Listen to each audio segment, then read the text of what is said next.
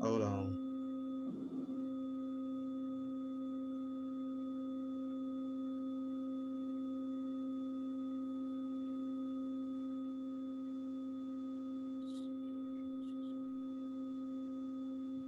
All right, we are live. We are.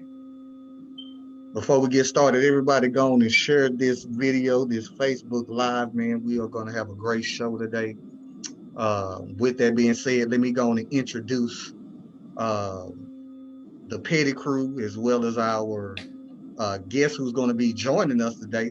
First and foremost, we're going to go on and introduce the lady of the house, C. Renee. What's good, C. Renee? Hey, everybody. Everything She is going is great. the founder of Divas of Dallas. You said it right. Yes, sir. Yeah. Definitely thank you for joining us today. Also, we have another guest in the building. This brother is a very outspoken brother. Definitely when it comes to relationships, I cannot wait till we get into our relationship segment. Um, Very intelligent brother. We have in the building with us, going by the name of L. What's good, L? How you doing, my brother? Hey, good afternoon. It's a pleasure to be here today. All right, all right. In the building, my other partner in crime who been holding it down with me for the fellas. B Rock is in the building. What's good, B? Hey, what's good, world? Y'all know what it is. B Rock, Fort Worth's finest. Mr. Incredible Petty. And the mayor of Pettyville. Let's go. Yes, sir. I see it all the way in the back. Say it with your chest. Mayor Listen, of we got a great show lined up, man. You know, we are in the middle of this pandemic. Um, a lot is going on. Uh, we want to say first and foremost that we hope that everybody is safe in the midst of what's going on. Definitely take all the necessary precautions to keep you and your family protected from this deadly virus. With that being said, man, listen, as you guys know, I believe the past 2 weeks or so ago, uh, the government passed this big stimulus package. Uh, and a part of that stimulus package was that individuals received a $1,200 check. If you had kids, there was an additional $500. If you were married and so on and so forth, you know, it doubled. And it was capped, you know, at a certain amount. However, now, let's fast forward. Now we are in a situation where the government has now given out these checks. They haven't mailed them yet, but they have direct deposited checks. And you know how the government go, everything don't always go as it is planned. And so with that being said, one of the major issues that people are seeing is that these deposits are going to third party tax preparers. Uh, my first time seeing a story, and what we're gonna jump into is that I believe a tax company in Tallahassee, Florida, residents were upset. They were pissed off because they had found out that their stimulus checks were going to their tax preparer. And then as the weeks were going on, I seen in the news that this is also affecting people here locally as well. H&R Block that has come out to make a statement. And one thing I would say about H&R Block is that they have let their customers know that I guess they were putting direct deposit money on their card who they were preparing for, that they are Mm-hmm. going to be moving uh, any money that they receive for them back to the people. So in other words, if they did my taxes and they received my stimulus direct deposit, they're gonna shoot it right back to me. But with that being said, let's get into what's going on and why we having these issues with these third party tax preparers. So y'all talk to me, man, because it's been total mayhem with this whole situation. I don't know. I just want to say I'm so grateful and glad that I didn't have that issue because I got that little lovely $1,700 in my bank account, honey. That's what I'm gonna say. And my daughter got a lovely 1,200. So we were both just hood rich for a whole 5 minutes. Yeah, I'm one of those people Man. who have yet to receive that little old stimulus money. Um, because, they said that they were going in, from the least, those who are getting, what are those? The Social Security checks, those that are getting, you know, whatever, they're rolling it out in increments. And Right. so I have yet to receive my money. Right. I'm not a happy camper about it because I still haven't received my little old refund yet. And so, I'm like, well, So okay, I are think you, that's why. That's probably why you have not received the stimulus. If I understand correctly, it's those that's already done their taxes, right, and have received their refund. Is that correct? To an yes and extent, no. but they also, even if you hadn't completed your taxes this year, because they understood the dire need of, and I use Funds. that lightly, dire need of the stimulus, they would roll back to the year prior and look Right. at those taxes. So it shouldn't have held things up, so they say, but apparently it has for some. Yeah. And so like for me, I filed my taxes. It's just one of those things where I just haven't yet got it yet. You know how it go. They take a little hot minute before they shoot it to you, and then all of a sudden, this pandemic hit. So not only do you need to shoot me my refund, and like I said, you need to also shoot me that little old stimulus money. Right. And I'm just being patient because, of course, I mean, I know I'm going to receive it.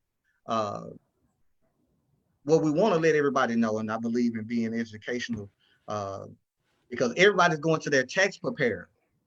What they first need to understand and know is that your tax preparer don't have your money. The bank that they go through have your money. That's if they sent it to them. Right. Right. Also, what people need to know is that a lot of these companies by law have to shoot that money back to the IRS. And so in that case, a lot of people are going to be, pushed back. They might end up getting a stimulus check instead of the direct deposit. And so, what we want to tell people is that we want you to be patient. Uh, it's coming. They're going to be rolling out all this money up until, late September. But just know you're getting your money. Also, uh, because I've seen a lot of tax preparers, they go on social media and instead of educating, it's like they have this attitude. It's this, well, I don't have your money, don't, don't Customer, come for me customer instead service of is so right, just instead of educating. So right. real quick, do like I did. I know that I went through a third-party tax preparer, but what I also did is I made sure that the IRS had my direct deposit information. For you guys, if you're watching the news and you've seen it, they had come out with a website to where you can go to that website, which is irs.com, and it says something like "get my refund" or "get my some of that sort." There's a button on there, and it walks you through the process. If you filed your taxes in 2019, 2018, you need to make sure you have that information. You're just going to put that information in. It's going to ask you some questions, uh, how much was the refund? What was your refund status? As far as, head of household, if you file, jointly, all that, you need to have that information. It's going to go to the next screen. It's going to allow you to put in that direct deposit information. So if you're trying to Educated. solve the issue of, is my tax preparer going to get my money? Take the initiative to give the IRS your money. I mean, your direct deposit. That's what I did. So I know more than likely I'm going to get that direct deposit. It's Right. going to come directly to me. I don't have to contact my tax preparer and say, hey, did you get my money? Because they'll let you know once they distributed that money. That's what happened in Tallahassee. A lot of those people, got a printout saying, hey, we showed that you guys received our money. Uh, and so again, we just want you guys to know, take the initiative. If you went through a third-party tax preparer, go to the IRS website, follow the instructions. And also we need to let everybody know, even if you had got what they call them, advances. A lot of people get those refund advances. You still will get your money. You still want to make sure, though, that you have given them your direct deposit information. Anybody else want to weigh in and give some other advice when it comes to, this whole debacle of what's going on? I really wish that I could, but I haven't received a tax return and I don't know how long. I'm 1099. I pay taxes. I don't get returns. So all of this for me is just like, it's tax time for me, and for most of the people in my typical situation, we're like, yeah, we are, and I use this term very, very loosely. Don't think I'm over here, we over here hurting, but I'm like, okay, this is our broke time of year because we got to pay taxes. So, Right. For me, it's like, if they send it, they send it. If they don't, they don't. Right. Whatever. Yeah, you're not in a rush. Right. If you don't send it, cool. How about this? When y'all do process my taxes, the taxes that I gotta pay, y'all can go on credit that a little bit, so I don't have to send y'all such a big check. Yeah, I feel So like I said, I wish that I had a little more information to give people, but I'm blessed to not be in that boat. We'll just say that. Okay. Great way of looking at that. That's very positive thinking. Already. Brother L, what you think about this, man? So for me, let me say that I got my check. I was pretty excited about it. Yo, let me hold $1. But honestly, what's that? Let me hold $1. I can cut you a couple bucks. No, but honestly, so when I got my check, I mean, like, obviously, I think a lot of people, their first inclination was to spend the money. But yeah, you got to re-stimulate the government, though, right? I mean, the economy, right? That's true, but so I'm one of those people that was furloughed from my job. So when I look at the grand scheme of things, like, even though the unemployment bill was signed, even though everybody's getting who's filing for unemployment is getting an additional $600, I looked at the economy long term.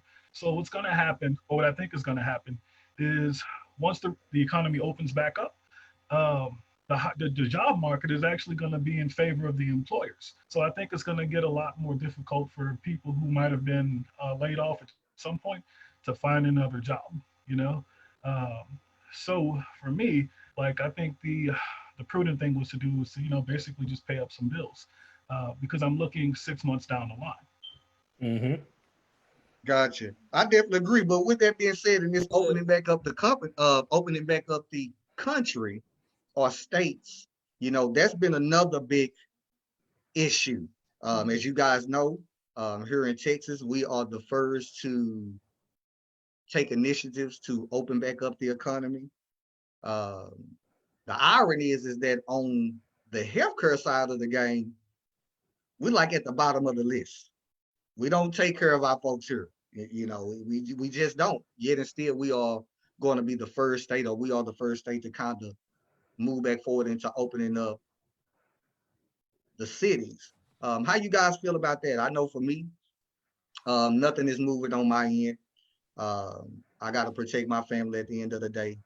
I don't care if a restaurant open. I don't care if a retail store open.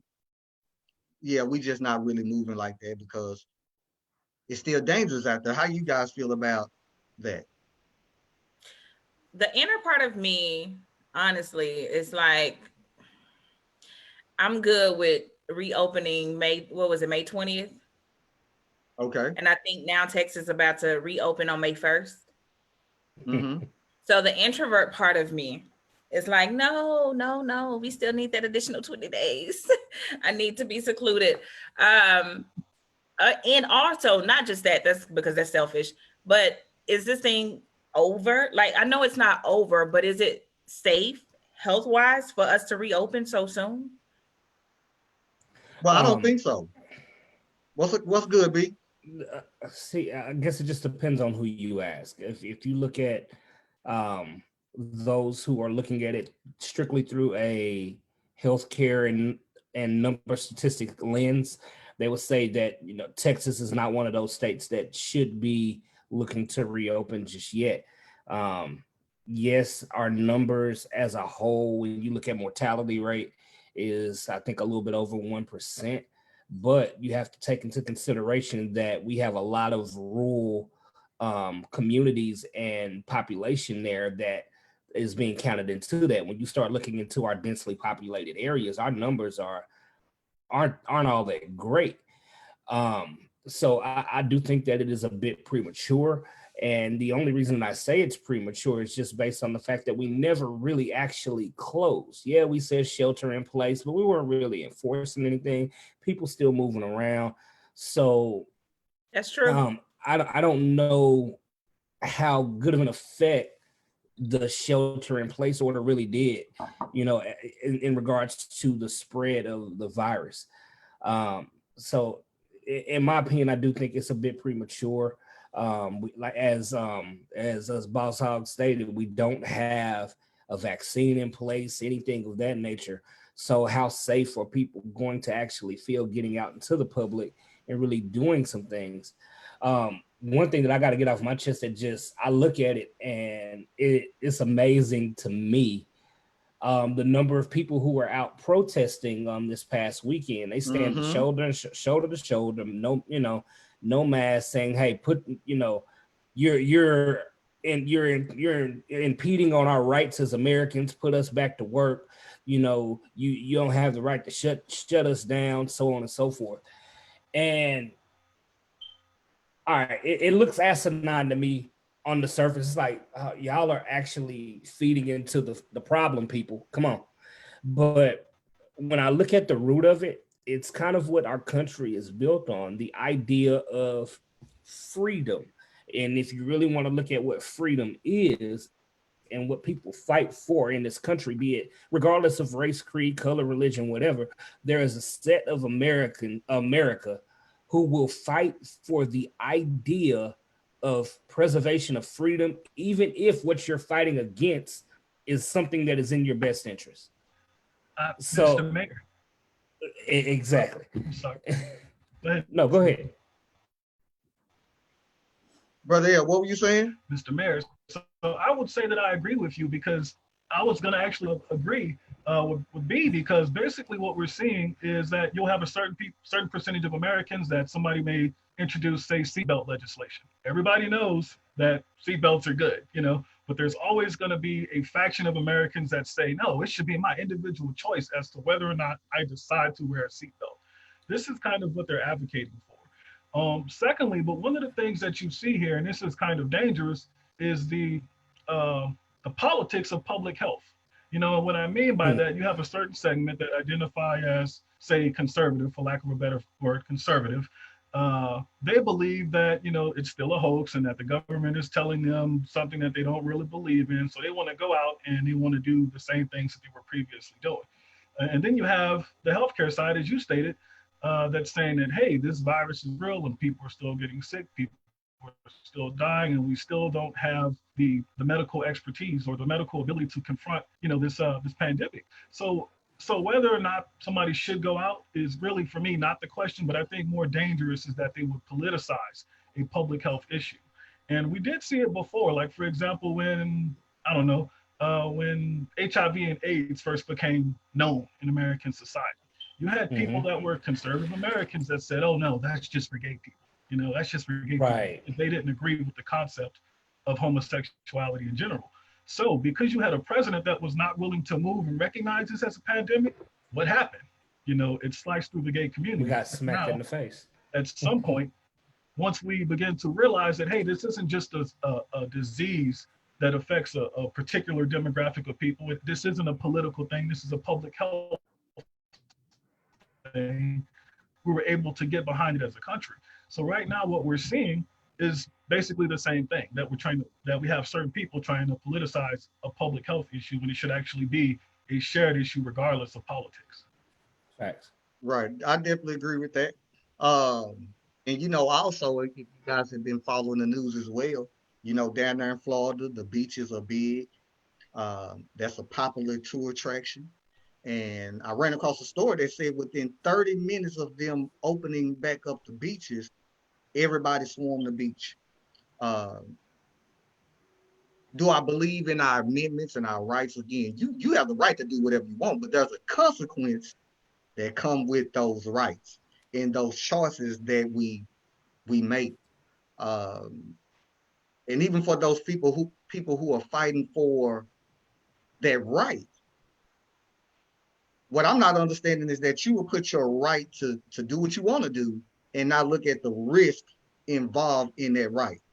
That's what I'm not Because understanding. what about it? Don't you understand? It's America. It's America, and we're in the land of the free. I know my rights. Right. I know my rights, and if I want to go out and catch the Rona, that's my right as an American.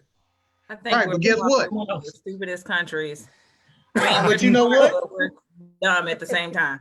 What you say, yes. Candace? Say it again. We're smart, but we're pretty dumb at the same time. Like, Right. we have no regard for, yes, like what you were saying, Brock. Yeah, that's the mentality of majority of the people in America. I can do what I want to do, but it's not until your mom, your aunt, your loved one, of whomever, is, or yourself, suffers from this, and then it's like, oh, now we're not doing enough. It's Right. like either you is or not, it's damn if you do, damn if you don't. So again, going back to the politicization of public health issues. So a lot of times in the Black community, and we've talked about it, is that, hey, when crack decimated the Black community, no conservatives cared. They were like, oh, well, that's a disease for the ghetto, and that's a disease for Black people. That's a them. Right. And then when something became them, like, something that they typically have to deal with, like crystal meth or something like that, or the opioid epidemic, then it became a problem for all of us, right? Now we care all of a sudden. So this thinking, it isn't new, Right. And this is just another phase of it. And another question is, what you were protesting closing the state down, you wanted it to open back up, and like you said, see, we're smart and stupid at the same time. So why did you bring a gun? Like, what? Oh man, hold on. All right, now I gotta speak on two things on that. Okay. First, I'm gonna go to the first part of your statement. Let's call it what they call it. Crack was an epidemic. The opioid thing is a crisis. Right. And the word crisis made it sound so much more important. Like, oh my God, it's not an epidemic, it's a crisis. We have to help these poor housewives over there in suburbia because they have an opioid I love crisis. your reenactments. So let's address it for what they called it. Just a little play on words made it sound so much more intense. Okay, you have an epidemic. Epidemic is something that's systemic. It's over there. But when you say crisis, that affects us all. So let's call it what it was, or what they titled it to be. Now, as far as guns go, all right, it is no secret to anybody who knows me, I am very much so pro Second Amendment. I want my guns. I wear one of them come and take it hats, all of that. I like my guns. However, my fellow Second Amendment rights people, y'all make people like me look very, very idiotic when you are at a protest for reopening the government because it was reopening the economy because it was shut down due to a pandemic, and you carrying your AR-15. You make people like me look very, very stupid because the fact of the matter is they are not infringing on any of your Second Amendment rights at all, especially in the state of Texas, considering the fact that, surprise, surprise, guess what was considered one of the essential businesses that stayed open this whole time? Gun stores and gun ranges. They are not impeding on they're not infringing on any of your rights. If you wanted to bring your gun out, take your ass to the gun range, not the damn boycott or whatever, or the whatever the hell y'all were doing. They weren't doing anything that had to do with guns. My gun is perfectly safe over here. Well, guns are perfectly safe over here. And it had nothing to do with the effects of this pandemic. I can go to the gun range as soon as this podcast is done and exercise my Second Amendment right and shoot as many big guns as I want. So y'all make some of us look really, really stupid walking around here supporting the Second Amendment when you do that. Well, let's be real. Also, you know, and I talked about this. I received an email maybe about a couple of years ago. It's psychological too. You know, the whole gun thing wasn't about them about impeding on any type of Second Amendment right. Let's be real about it. It was I'm flexing, do something about it. Let's be real. I want you guys to open up this country. I mean, open up our economy. Don't shut it down. And we are willing to die or shoot for what we No, no, want. no, no. You said you had it right the first time. You're willing to die. Because again, I'm prior service as well. So I do realize as a gun owner, there are some big guns that I have that I like, but at no point do I sit here and think that I got enough ammunition in my house to fight off the government if they decide they want to come. Because if they Right. decide they coming, they got some shit I can't do nothing about. And that's what I'm saying. To them, it doesn't matter. You know, if it's 30, 40 of them, they act like they can't send a whole infantry troop just to say, hey, you know what? We're going to go on and solve this real quick. And they think their little guns, because again, for as many as they think they have, the government have way more guns. Oh, yeah. And so do something about it. You know, do something. And I'm saying to myself, you guys will lose your life and it wouldn't take long, no more than 15 minutes, if Shit, that. 15 seconds. It's called a drone. With that for what? And like I said, it's one of those flexing things. It wasn't about, you know, I'm protecting us. It ain't enough for y'all. It's just really not enough for them to take any type of stance that's worthwhile.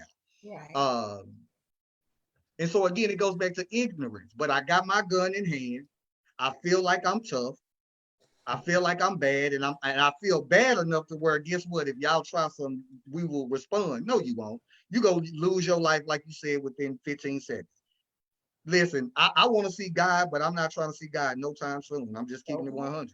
I'm trying to live long enough to go out, hopefully on my terms, and that's in old age. But I'm not trying to speed it up. I'm not trying to. It's just not gonna happen. Just like you, I like my guns. Now I'm not one of those gun ho, you know, gun advocates to where I'm worried about that. To me, that's small fry in the real world. You know, you taking guns that don't really. I'm never gonna ever worry about that. We'll talk about that another day because I disagree. But okay, if we can talk about it, listen, that can be a conversation for next Sunday. But I mean, just for me, I don't really see it like that. I got guns too. I don't. I mean, come on, you know. Well, I can't say everybody have guns, but we have guns too. And so I'm not gonna walk out nowhere talking about, hell yeah, no, let me go to my job, because the truth is if I can get paid and be home, and as you guys see, let me go on and shamelessly plug this t-shirt. Hello, I am essential. Shout out to my bro, because I know he's watching, who made this shirt for me. Shout out to brother Raymond. If you guys want you a hello, I'm essential t-shirt. Oh, so that's not a sticker? I thought that was a sticker. Yeah, no, sweetie. No, we don't. I don't do stickers. This is. I was gonna say that's the best sticker in the world. This sticker should have been rolled up on the edge or something. I thought it was. I'm sorry. You know good and well these stickers don't last on t-shirts. I thought it was clever. It's cute. No, I like it. so yeah, most definitely. Listen, man, because I am essential. You know, we're being funny, but as a person who is essential, I make no bones about it. I could be at home, and I would be at home. Shoot me my little old check and let me go on and rock this whole thing out until the end of it. And so, you know, again, man, with all this going on, I think we have to be smart. And I'm gonna stand by what I put on social media. Let them folks do them. We are more intelligent than they are anyway. It is what it is. History has said it. Science has said it, and so it's showing and being played out. You don't see black folks going to the beach. When you see them pictures, you don't see you, and if you do, it's very few. I'm gonna say it might be a handful of nuts. It's a token or two. You know, so let them do them. And I will say to my people, my African American people, you know, be smart about it. We don't have that luxury that they have. We just don't. As we see, you know, somehow, for some strange reason, we are dying from this virus more than anybody else. Right. Don't play with your life. Yeah. In the don't words of play with your Oprah, life. you get corona, Right. everybody gets corona. That's what's Listen, we don't happening need. in these Hey, big groups. that's one Oprah moment we really don't need right now. We don't Right, need that right now, but right? that's what they doing in these large groups. That's what's you might as well stand there and point at them. Yep, Right. you might be Right. lucky. You in a wheelchair already? Yeah, you Yeah, we definitely gonna got you. get it. And so again, man, listen, before we move on again, man, for you guys that are watching who just now coming in, if you are worried about your stimulus check, just be proactive. Go to the IRS, I think it's .gov website. Give them your I information. give. IRS, I give. They're not going to reject you.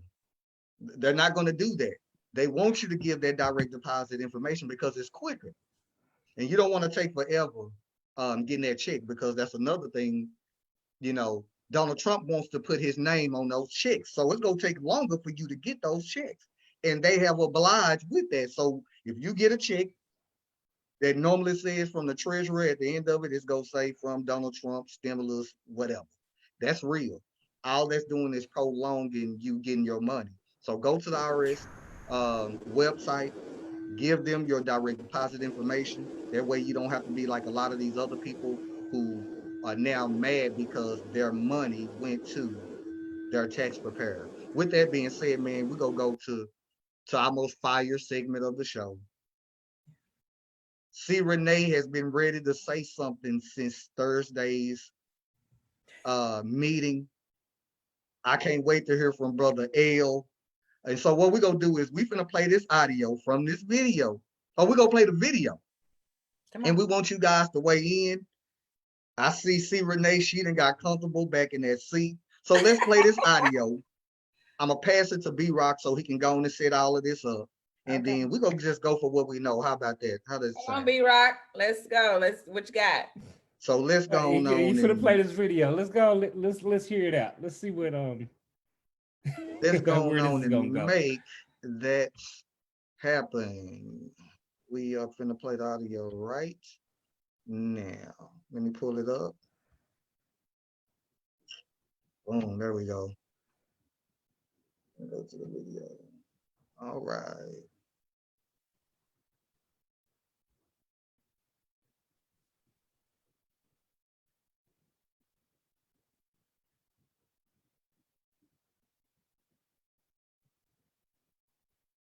I can't hear. You can't hear it? No, we're not getting the audio. Not getting the audio. Okay, hold on. So let me get out of that real quick and put this audio back on. But while I'm doing that, B-Rock, set it up, and then what I do is I'm gonna play the audio too. Let me get that straight. All right, I'm pretty sure a lot of y'all saw this clip floating around the internet, but I'll just say an individual's name, Boris Kojo. There was a post that went out that had Boris and his wife sitting down, video chatting with another couple. Now, I'll be the first to say that this clip is that was going around was maybe 60 seconds. So we do not know the build up to this portion of the conversation, nor do we know what happened after. But what we do know is that there were some things that were put out that, without giving everything away, expresses some of what she feels are shortcomings. And for those with y'all nasty mannish asses, I ain't talking about sex. There were just some of the shortcomings that Boris has in their relationship, and things that she is missing and yearning for. Now, the kicker of this, if this was just them talking to another couple that they just had a mutual, couples relationship with, and they, express things like that. I've heard of that. That happens. Sometimes you can find in another couple. We talk about our issues. Y'all talk about yours. We try to build on one another's from our experiences, blah, blah, blah, blah, blah. I get that. The kicker is this shit was on Facebook Live. Facebook or Instagram, it was on live. So there were thousands of people watching this. And, with the thousands of people watching it, the question comes, when are you doing the most by airing out your relationship laundry? Like, Okay. is there a line when it comes to expressing how you feel in your relationship? I'll go ahead and say the big thing that she hit on was talking about missing. She said she doesn't have a desire to be single, but she misses the feeling of being single. She misses the little, him walking up behind her and, filling her up a little bit, kissing her on the back of the neck, to which the male that's in the other couple said, "Oh, Boris, I still do that." I was like, this dude petty as hell. But either way, just things like that, the things that happen in that was petty. But the things that occur in I would sound real old country when I say this, the courting phase, she misses that part. She misses being the girlfriend that was, felt up, the random text messages, so on and so forth. And she was expressing that. I'll hold what I think about it because, I'm curious to see what everybody else has to say. And I honestly think that my opinion might surprise some, might not, but I'm curious to hear what everybody else has to say about that. All right. And keep in mind that this is a live feed. These are celebrities. So there are thousands, if not hundreds of thousands of people who are watching this live. And Boris is in the background like, really? We're going to talk about that like now, right now. Yeah. So yeah, what we're gonna do is I got it up and running, man. We go play we go let you guys who are watching this live stream, you're gonna see the video and hear the audio from B-Rock's commentary. There we go. I wish that he was my boyfriend again. I don't necessarily want to be single, but I miss the single life. I miss the text messages for no reason. I miss the coming up from behind me when I'm scrambling eggs and just kissing me on the back of the neck. Like, I still do that, Boris. I still do that. Okay.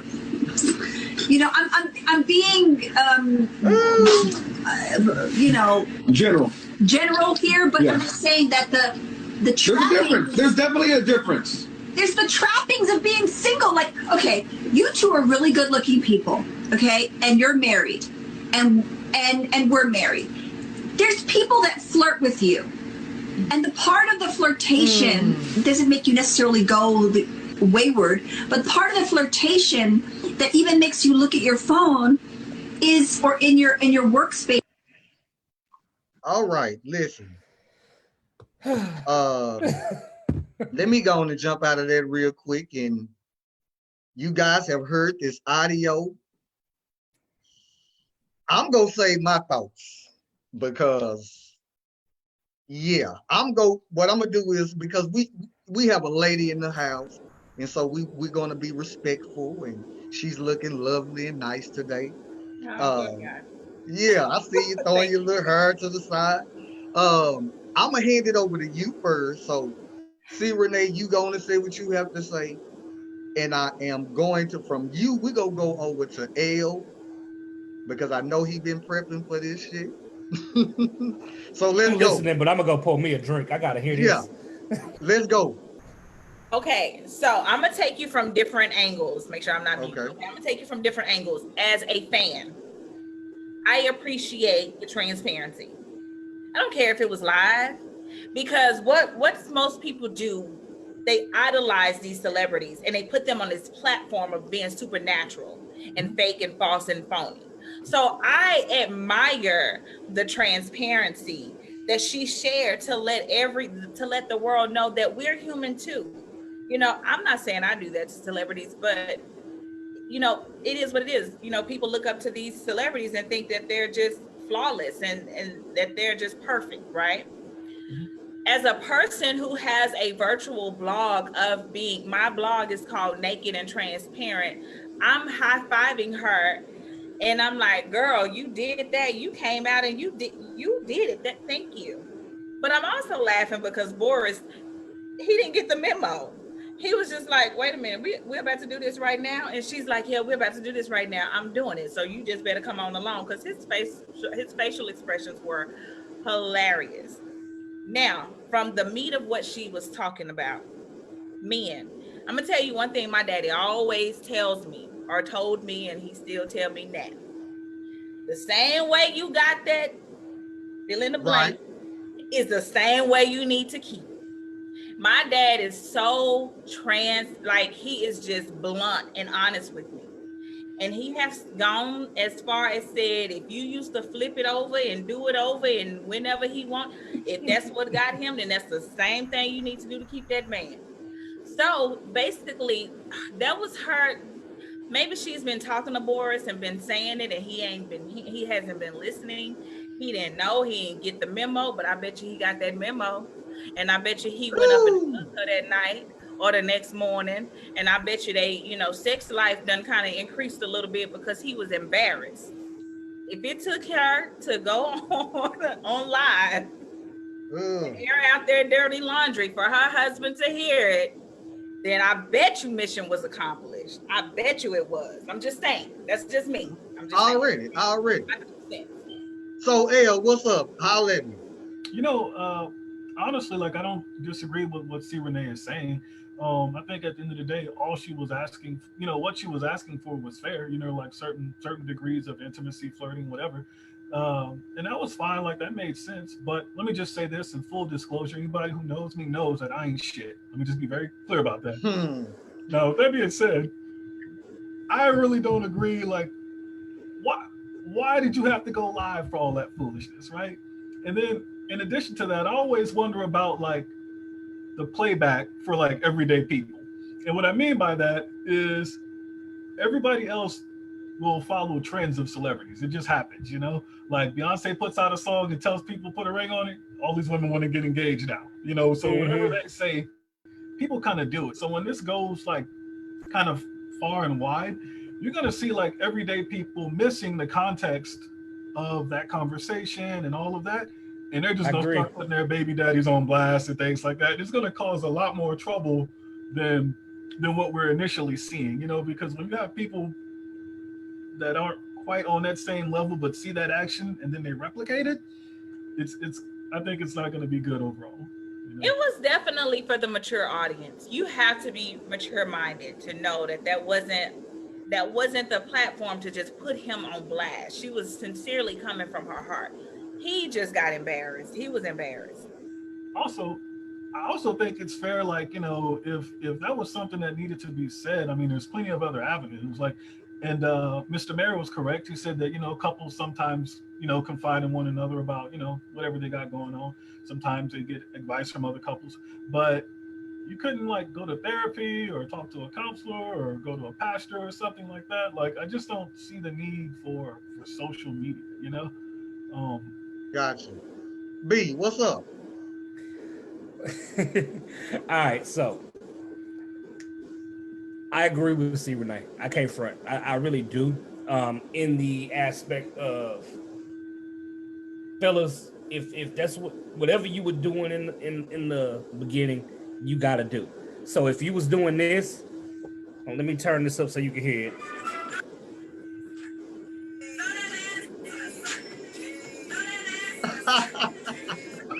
If you were doing that, ladies, if that's what you was doing, fellas, if you was, doing the little lovey-dovey, you got to do that from the start. If you was doing it from the start, you got to keep it up. Right. I agree with the narrative. I hate the platform. And it's not just because of the fact that it was live. I do believe in transparency, and I believe, like, for instance, what you do, C. Renee, I love it, but there is there's something to that. You do that and you set it up with the understanding that that's what it is. I mean, hell, the title alone says, look, this is me. They was talking. They was having some regular ass conversation. And then all of a sudden, it was like, yeah, he ain't over here doing this. And then You know, and it might have been slightly less inflammatory had the female counterpart said, "Oh, my husband still does that." It was the husband that was like, "Hey, I still do that too, bro." Like, it's like, come on. It was the platform. Right. So I do understand that when you're of a certain status, that sometimes transparency can be very very building for you. You know, it's great. It allows you to just exhale. But damn, was the platform necessary? One, and if the platform was necessary, can you at least let dude know? Because he sure the hell didn't.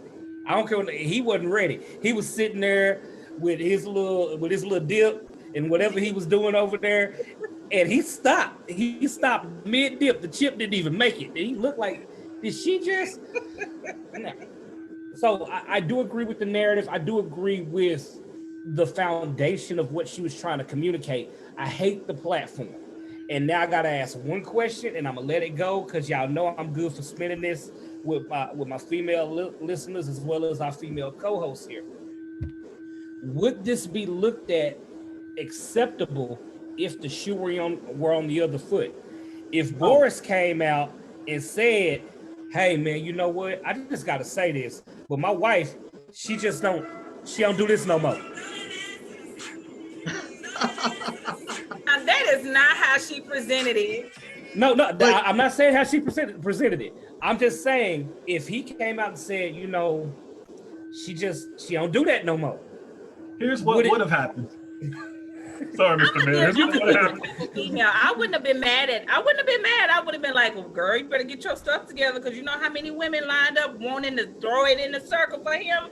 You better. And you know what? You'd have been the petty wife on the other end, just like the petty husband that had said it to her on the live. I just did that last night, right, baby? I just did that last night. I feel like if what you got, El? Then Boris would have been blamed. You know, like, right. Oh, you know, it's somehow your fault. Like, what are you doing? You know, right? Why ain't she throwing it in a circle, Boris? What you doing? And listen, right.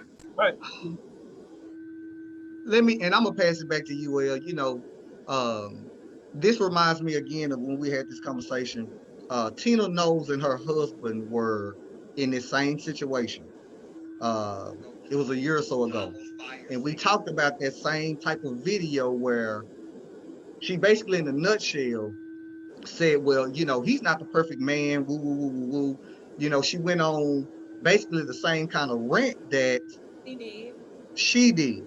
Right. And people took that clip and it drew that same type of controversy.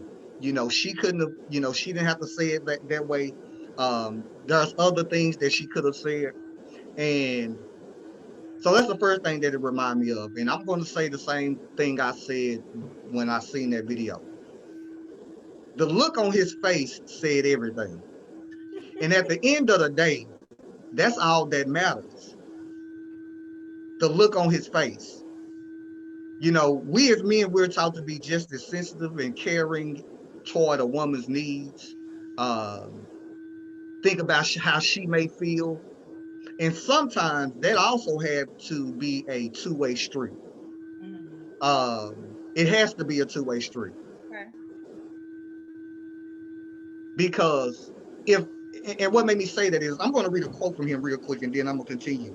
And this is where the irony and what was so strange, and I believe why he looked the way he looked at her after she made that statement.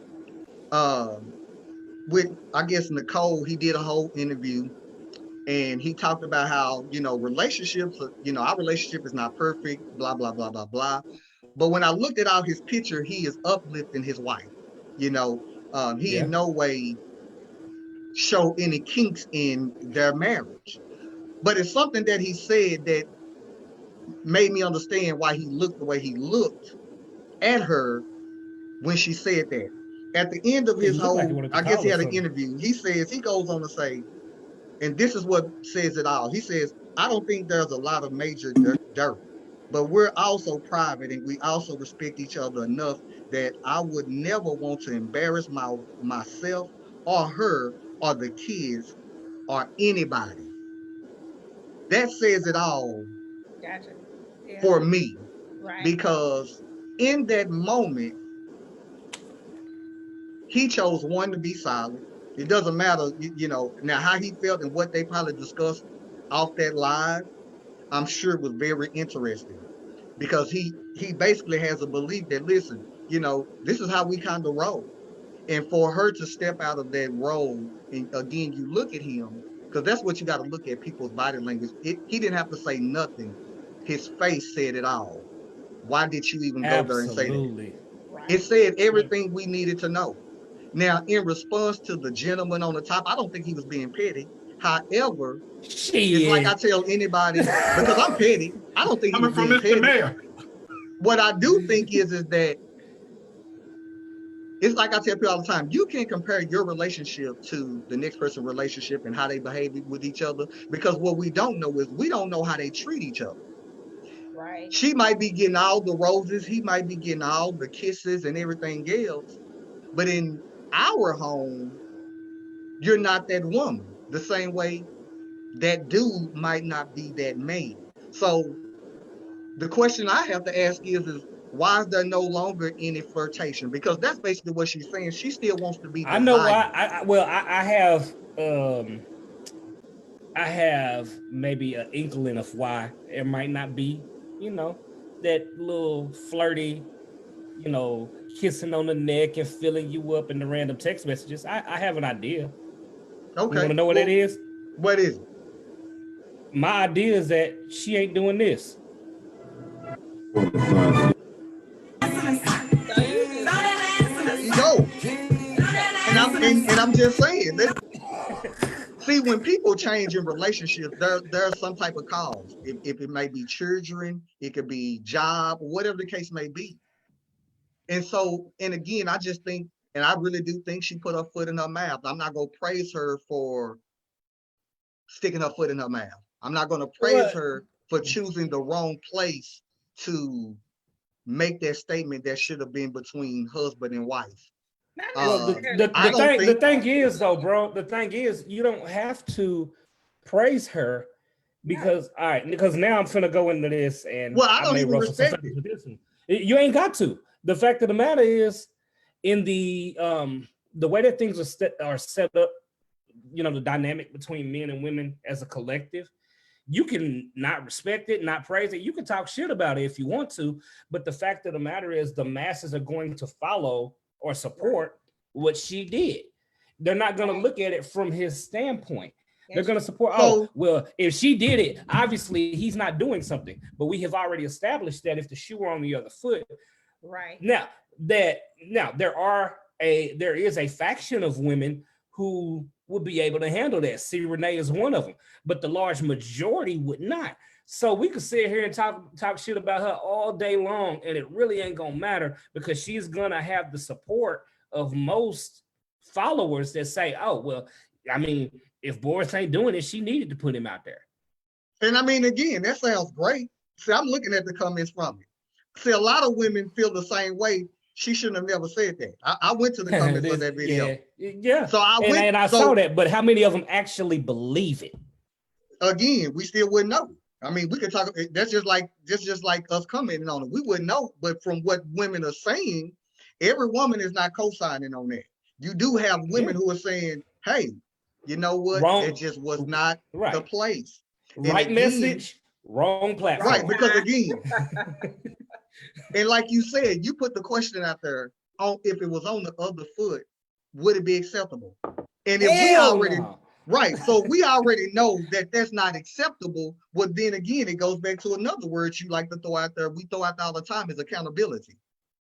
Accountability just can't be on one side. You are Right. held to a different standard than me. And so because you are held to a different standard than me, well, then my behavior and what I put out there should be acceptable. Not only was it not the time, not only was it not the place, at some point, if she would have looked at her husband, she should have said, you know what, let me just bag off that. And that She was and rolling. She started going. It was just right. But y'all know the internet will put out the most embarrassing, like who's to say what the conversation was prior to that? You know what I'm saying? Yeah. So we really don't know. All we do is we have a 60-second clip and we judge this woman on that 60-second clip. But here's the deal. I'm not even judging her. And I would say, like we said with Tina Knowles, I don't care about the before and the after. What we do see is what was said. What I have to go on is this guy's reaction. And for a brother who, like I said, see how when he posts, if you follow him on social media, you wouldn't see no kinks. And of course, nah. He everybody's love him not some perfect. her. He love him some her. Right. And we know relationships are not perfect. And I put it out there before, especially when it comes to these celebrities. And that's what I respect about him saying, listen, everything is not perfect. We've been married 15 years. Don't think for some strange reason, it's been easy. However, it's a journey and we've learned how to move with each other. And like I said, if this is her one slip up, it's her one slip up. But I do believe with anybody who does it, it needs to now become a learning situation. We need to have a conversation. Because again, we don't know if he knew it. We don't know what she's doing not to get that. The look on You get his what I'm face saying? said he didn't. The look on his face said he didn't know. Right. And that's what I'm saying. So now you air it out. And again, if you're an adult, you understand what she's trying to say. Do I get it? Yes. Yeah. All we're saying is, and I think what a lot of people are saying is that just was not the place to do that with your husband, where you have a big following, like B said, man, probably maybe 100-some thousand folks were just tuned in live then. That don't take into account to the fact that everybody and their mama that showed it, it's gonna probably reach 5 million people. You get what I'm saying? And so Right. I just cringed when I seen it, and then I had to look at this brother's interview. And like I said, his quote said it all. We're private. We keep things to ourselves, and then it just blew up in his face. And like I was like, oh well, damn, she must have been holding that and couldn't wait to get that shit up off his chest. Like, let me use this opportunity. Maybe that might do something. But again, sometimes some shit you just got to keep to yourself and talk about closed doors. And it just shows we're not perfect. She's not perfect. Yeah. The term is called family business. Family business. Again, y'all, like I said, I'm not at all saying that she didn't have a valid point. And there are a lot of women and men alike who probably feel at some point or another in a relationship like, damn, my partner used to do this. I miss that. So I'm not sitting here saying that any of us are perfect. My whole thing was platform. Like, come on, baby girl, platform. Right. You didn't have to do it like that. Or if you did, at least have that discussion. Hey, we're gonna be real open on this. So, what if it was just really spare, like the conversation? Oh, it was absolutely spare of the moment. It was spare of the moment. It was. I mean, it is what it is. Right. Yeah, what you think? What you think about it? I honestly think, like, again, like, so we mentioned two keywords here: accountability. And I think, and we did kind of talk about if the shoe was on the other foot. So I think when we kind of measure both of those things, honestly, like if he had said that about her, it wouldn't have happened. I mean, it just would not have been taken very well. So I still feel like that she's, like she should be kind of held responsible for that, because it wasn't right, What if he had gotten on there and been like, spur of the moment, oh, my wife can't cook, to 100,000 people. Like, nobody would have thought that was a positive. They would have said, why did you put your wife out like that in front of 100,000 people? But he would have been expected to know better. And you have a certain demographic of people that if he would have said something in turn, like they would have been like, oh, there he is arguing with his wife. Maybe he ain't shit. So I mean, like, he was really kind of placed in an impossible position. And like y'all said, it should have been something that should have just been kept at home. Right. Now, and let's talk on this. Like everybody has said, you have to have a mature audience for something like this. And there was some mature people commenting, but let's not act like it ain't some immature people out there. So I'm pretty sure that it's some immature dude that's out there that might see them in public and be like, hey, baby girl, I kiss you on the neck. Yeah. Or somebody or if he put her out there, let's say he put out there and said, oh man, she can't cook worth a damn. I'm pretty sure it'll be a slew of females in Boris's inbox. I can cook for you, daddy. Right. And you so know, you're bringing up another piece that we haven't taken into consideration. Like it's Boris Cujo. Like what woman doesn't want him, right? So if it would have been him instead, my wife can't cook, they would have been all like, oh my God, I'll cook for you. But if it would have been like me and 100,000 people, like my wife can't cook, it would have been like, well, eat at McDonald's, Right. Right. You got to know your lot in this whole thing. You know what I'm saying? You got to know how you rank in this. There's levels to this.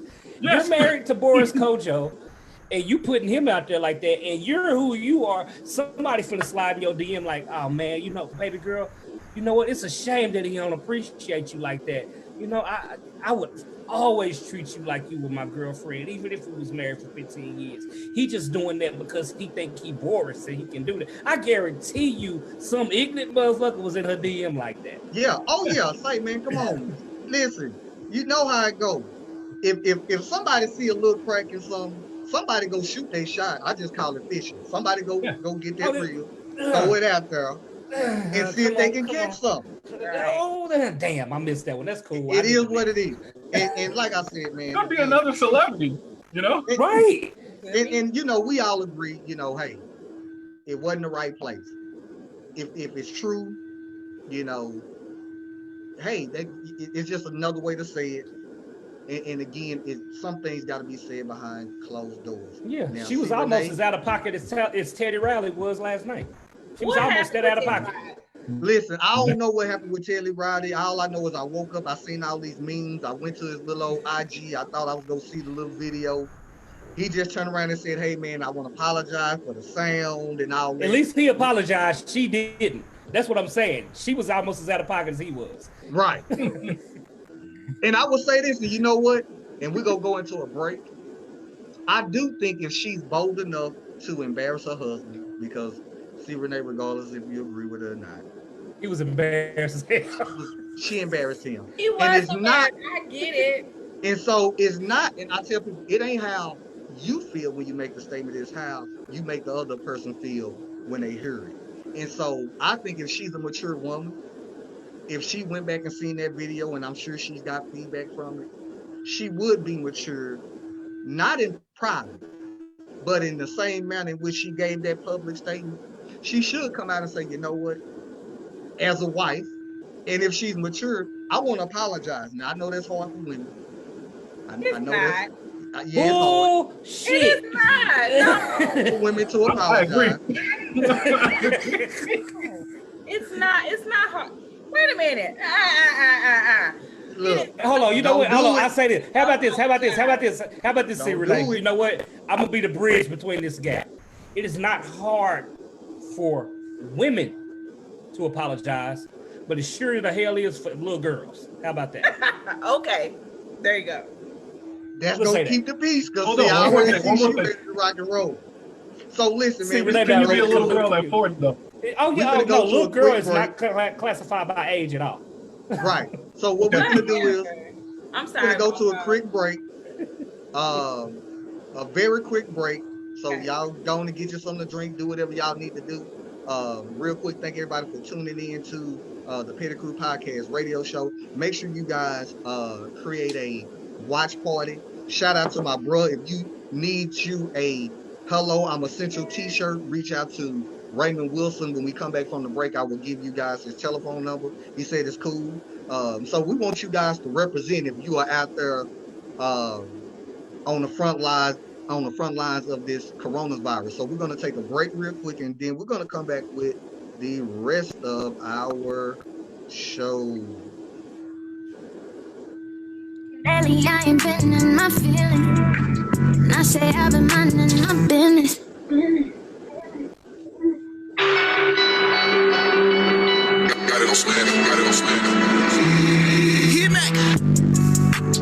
Lately I ain't been in my feelings.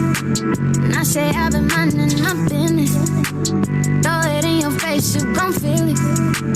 Throw it in your face, you gon' feel it. You were still stuck in the past. I don't get mad I get back? Big bag, that you done had. Now you won't get this back. No, you didn't acting up. Put his out. If it can't put his out, I ain't going back and forth. None of your got his on a rope. Now he tapped out. Had a vision when I started, had it mapped out. Private jet, you and coach, that what you mad about? Ain't no pressure, ain't no smoke, I'm just ashed out. Smoking on Keisha, cash out. Yeah. Lately I ain't been in my feelings. I say I've been minding my business, my business, my business, my business.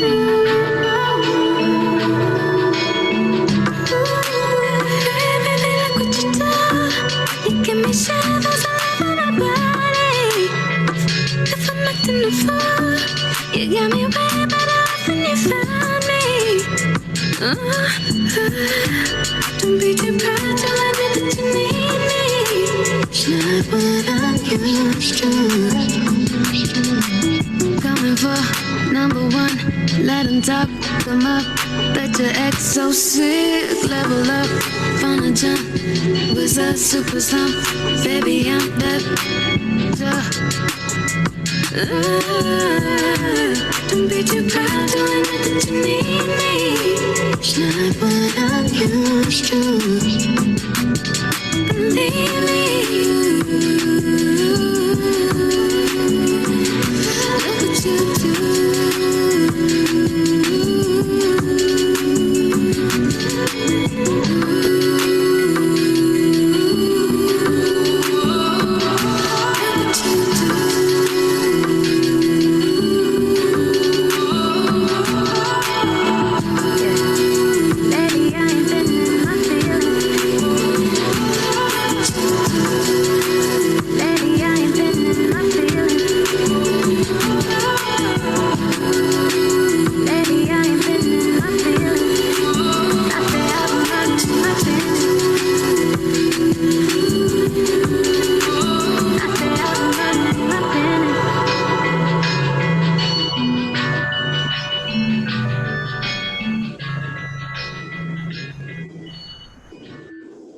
Hey, listen, we are back. Again, thank everybody for tuning in to the Petty Crew Podcast radio show. So let's keep this party going. I'm gonna turn it over to B-Rock. He got another interesting story that I think we're gonna definitely have some opinions about. So what else we got going on, B? All right. I mean, for those of you who don't know, I'm essential as well. I am a healthcare professional. I've been in the field of medicine for going on 19 years now. And one of this particular article crossed me earlier this weekend. And it's talking about a revolutionary new surgery that could allow trans women to carry children. The article says a new surgery could allow transgender women to become parents. A clinic in Ohio recently started screening women for the groundbreaking procedure, which would allow women to transplant their uterus into a woman who doesn't have one. The transplant could be conducted on a woman born without a uterus, or who had it removed, or who has uterine damage. This would make trans women eligible for the procedure. After the recipient has a child or children, the uterus could be removed, meaning the person would no longer have to take anti-rejection medication. The procedure is still in the trial stages. However, many women were previously unable to become pregnant are now hopeful. A 26-year-old woman in particular who is undergoing the screening process told the Times that and this is quote, "I crave that experience. I want the morning sickness, the backaches, the feet swelling. I want to feel my baby move. That's something I wanted for a long time and for as long as I can remember." That's the end of the article. What y'all got? I'm gonna let y'all have it first because I might offend some folks. I'm gonna sip my scotch. Can I go ahead and go first? You sure can. Please do. I'm just gonna be honest. Like, all right, so when you have something like that, this medical breakthrough, what have you, I think we're focused on the wrong thing. So when we're talking about like transgender, because it's a buzzword, and of course a lot of people don't agree with the whole concept. And for one, that's not my business. So I have some thoughts on that. But I think it'll probably have a greater impact on the people that wanted to conceive children and couldn't, for the other two reasons that you pointed out. So I think more than likely, like this policy is going to benefit like those people. So we shouldn't focus on, such a small group to begin with. Now, going back to like somebody that's transgender and if they want a uterus, to be honest, like I don't have any qualms with somebody wanting to change their birth certificate. I don't have any qualms with somebody wanting to change their gender. And I definitely don't have any qualms with anybody, wanting to undergo that surgery. Because my whole thing is I believe in a live and let live kind of thing.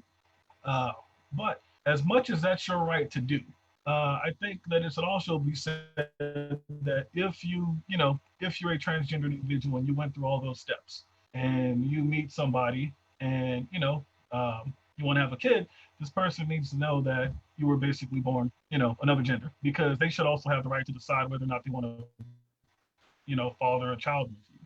And if somebody knows that, because I feel like you should disclose as an individual, as an adult, and just kind of not to infringe on somebody else's rights, because that may not be what they're looking for. Right. But if they are and they're fine with it, then I'm definitely fine with it. So I think, so that's my 2 cents on the whole thing. Renee?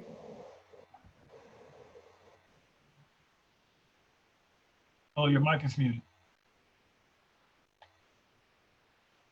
Sorry.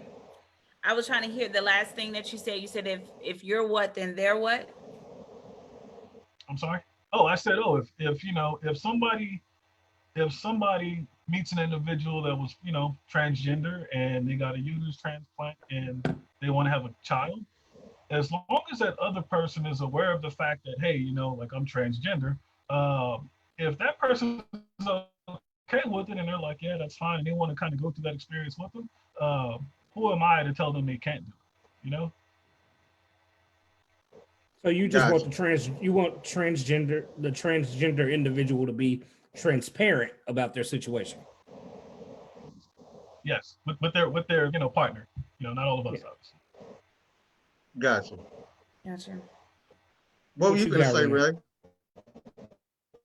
Were you gonna say anything, see? Uh-oh. Don't get to holding back now. See now. She adjusted herself in the seat and everything. She's like, let me tell you something. I am a mother of a child who's in the LGBTQ plus community. My child does not want to. She was born a female and she says she's a female. She just like females. She does not want to become a transgender. She does not want to get the male parts, although she's the dominant one in the relationship. Okay. Right. We've had this conversation about children. I'm just trying to think if it was the flip side, like if I had a son who wanted to be a transgender and be a trans woman thing, how would I feel about that? Yeah. My daughter has said, if she gets married and her woman can't carry, then she'll carry. Like, I don't know. I think it's, for me, easier having a daughter who can have children genetically. But I don't know how I would feel if I had a son who would want, I don't know. If I had a son who craved, because the article was basically saying, is it the trans? I get so confused. So is it the men who are trans into females that want to have babies? That's what it is, Yes. right? Okay. Yes. So, like, I love the LGBTQ plus. You know what? I'm just more so like, hey, if that's what you want to do, boo, then you do it. That's the stance I take. Really. I agree. I mean, I'm just like, to each his own. If that's what makes your heart happy, if it can be done, then get it done. Get it done. If that's what's gonna make you happy, get it done. I can dig it.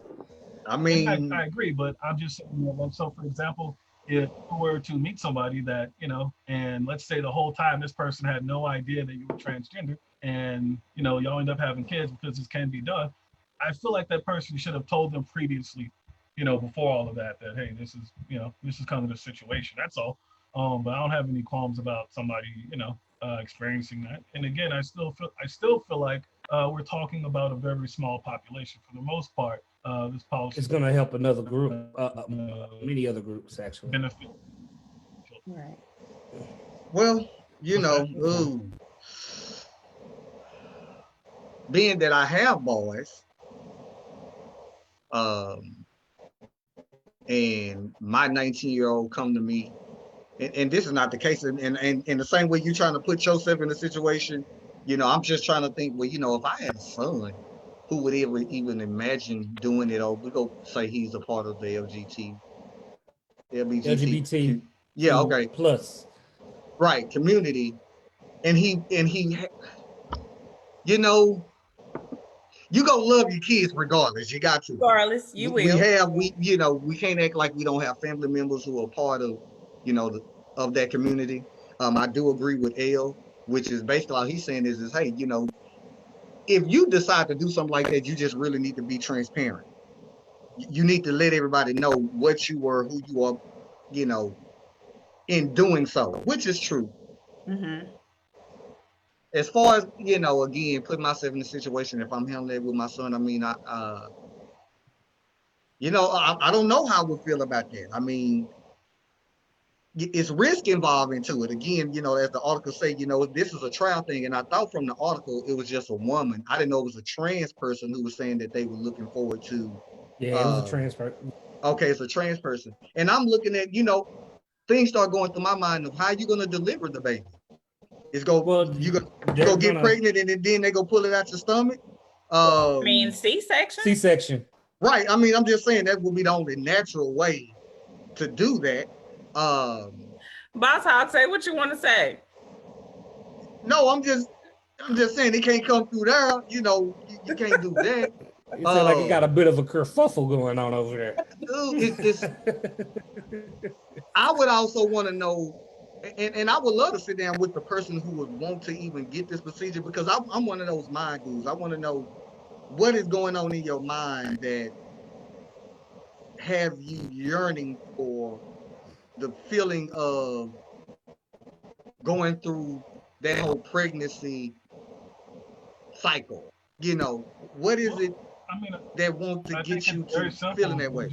I think it's very simple. That person sees themselves as a woman. They want to live their life as a woman, and they want to experience every aspect of the woman experience. I mean, that's all it is. So they have a list. They have a list that they want to check off. Okay, so I want to try to have a period. Along with having a period, I want to look like a woman. I want to give birth to a baby. It's a checklist. Is that what we're saying? Well, I think that's a little bit of a derogatory kind of explanation, but let's put it this way. We're all, most of us are men here, right? Like, okay, so if any one of us didn't have, I don't know, testicles, how would y'all feel about that? Don't you think you might? Well, like if I was born without them, or if I lost one in an accident? Well, either way, I don't know.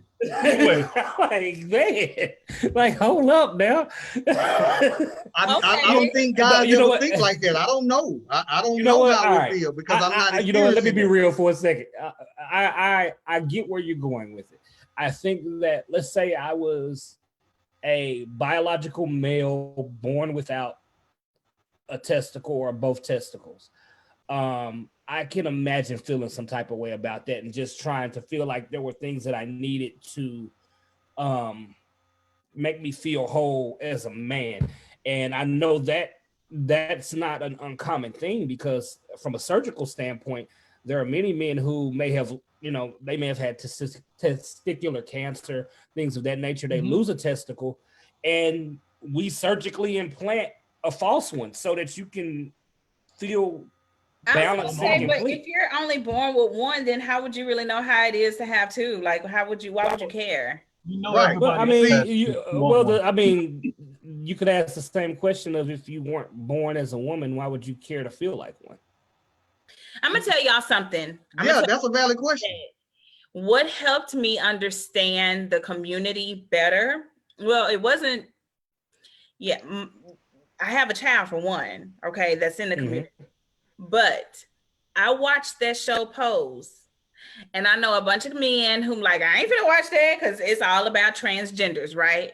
But I'm gonna tell you, it's not like the show. What's RuPaul's Drag Race? It's not like that. It's not a competition type of show. This is an actual series that takes in the life of transgenders back in the 80s, right? Because it's kind of based out of the 80s. But the show helped me to better understand their thought process and how they actually fought for equality. And it actually gave me a sensitive spot because to be a little more sensitive to the community, because for where I'm not a man, I've birthed 2 children. So, you know, like I'm a woman, I'm a full woman, but I understand, you know, it just happens. It's this thing. So it is what it is, you know, it's their feelings. Right. Everyone is entitled to their own feelings and how they feel. I'm a thick chick. I'm a good size 10. I would love to be a good size 8, but I know some people that's 10s and they don't want it. You know, it's to each his own. It's however you feel. If that's what you want, then that's just what you want. Exactly. And the same would go for the men who get, you know, a false testicle surgically implanted to feel. I mean, seriously, it's just whether it's balance or whatever, whatever makes you feel whole, right, complete. You know what? Because I think the way thing was, but implants. In my early 20s, I always wanted breast implants. Now that I'm knocking on 40's door, I'm like, I don't give a damn about them. You know, I don't care about all that. You know, so it is. I mean, and I guess also again, this, you know, looking at the health side of it. I mean, you know, is it worth it? You know, is it really worth that risk?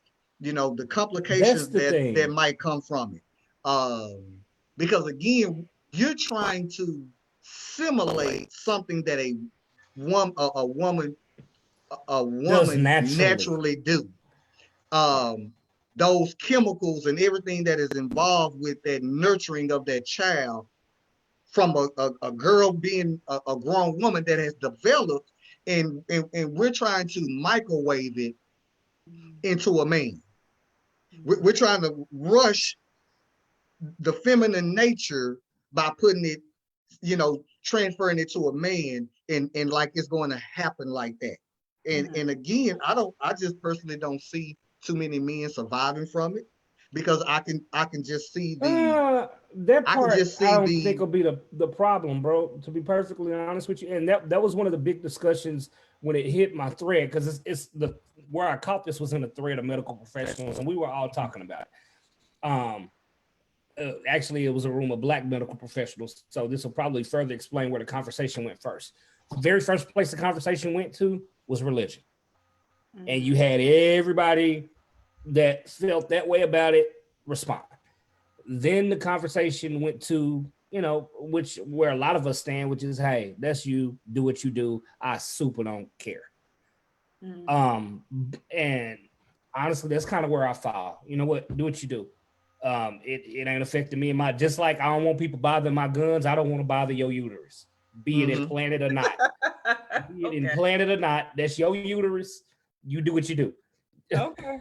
But then once we got past all of the personal and moral and whatever conversation, we got down to the science of it. And the question became not so much the acuity or survivability of the male, but trans individual carrying the child, as much as it was what type of hormone regimen would the individual need to be on, and would the fetus be able to sustain the process? And so it wasn't even about the person carrying the baby as much as it was, would you be able to carry a healthy fetus to full term, right, and not have any risk postpartum? Right. You know, so it was like the science, none of us could really explain the science. Like, is that going, what effect is it it wasn't even about the person carrying. All right, fine. You implant the uterus, you put them on a hellish hormone regimen, cycle it through as if they were a biological woman. But what effect is it going to have on, that fetus? Is that fetus going to be able to grow to term? And are there going to be any comorbidities postpartum? Right. And so that I don't get the science behind it. And that's the big thing for me.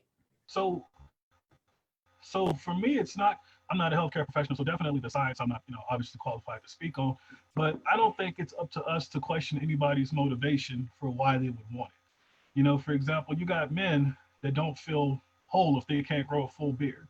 You have people like, LeBron James. I wouldn't understand that. Well, Patrick, working on it. But for a long time, men have been getting hair transplants because, that's true. Whatever their reasoning is, they just, they don't feel good about themselves, and they're taking steps to improve how they feel about themselves. Mm-hmm. So that's kind of how I look at it. It's not up to me to question somebody else's motivation, right? Absolutely. We all have our insecurities. Yeah. Right. I mean, like I said, I agree, because again, at the end of the day, we're gonna live our lives how we live our lives. But if we go look at the root of it, I'm gonna look at the health side of it.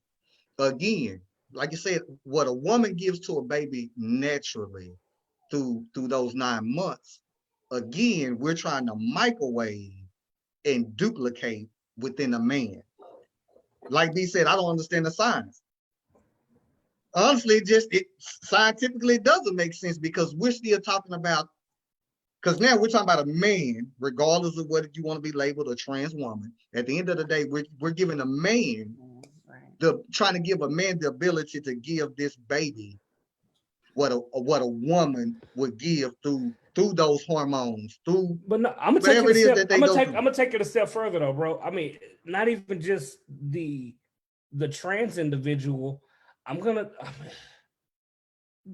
Again, and I need to do some more research myself, but let's talk about the other population that could be affected by this as well. Women who have who've had hysterectomies, don't have a uterus, and would like to and never had the opportunity to carry a baby. Is it going to be issues there as well? Because I mean, are there some hormonal factors that have to be taken in place as well with those individuals? Is the regimen going to be the same? Is it going to be different? I want to understand the science behind it.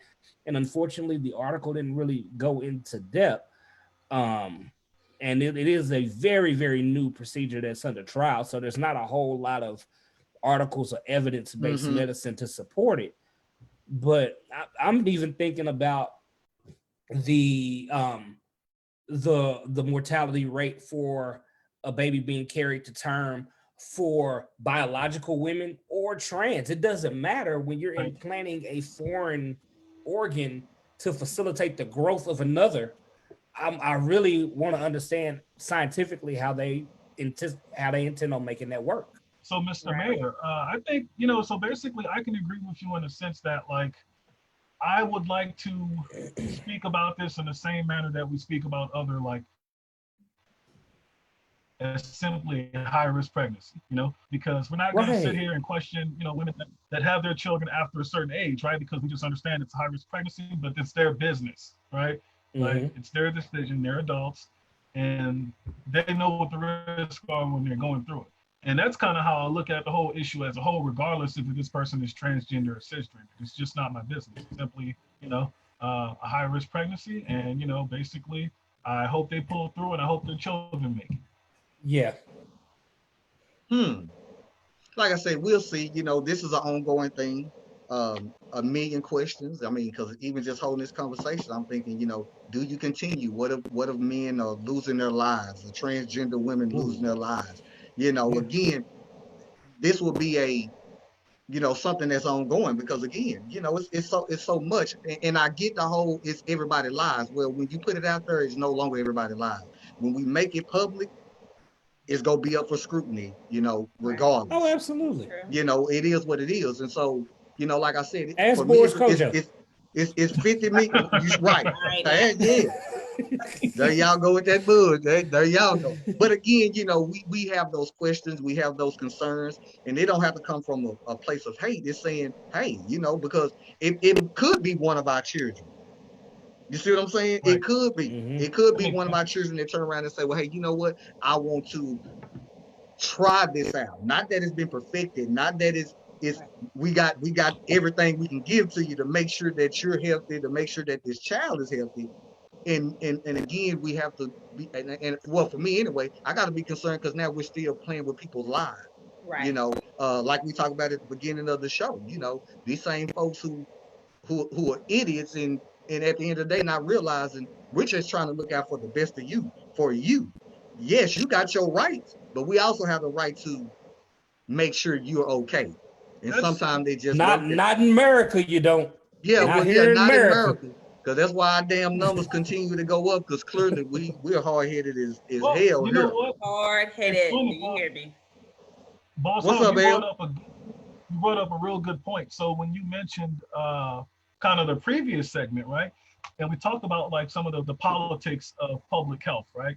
So this article, although we agree that it's going to benefit other women as well, you know, the ones who, you know, had their uterus taken out or somebody who's never been able to carry a child, this public this policy or this issue or whatever is going to be politicized because people that identify as quote unquote conservative are going to say, look at what they're doing now. They're going to bring up the religious component and all of that, you know. And then on the other Mm-hmm. side of the aisle, you're going to have people saying, oh, you know, this is the new frontier for people that are involved in, you know, the community. So I think we will kind of get away from actually what we should be looking at, which is people's health and safety, and then we're going to get too focused on whether or not they can do it from a political standpoint, and I just know Right, it's going to happen.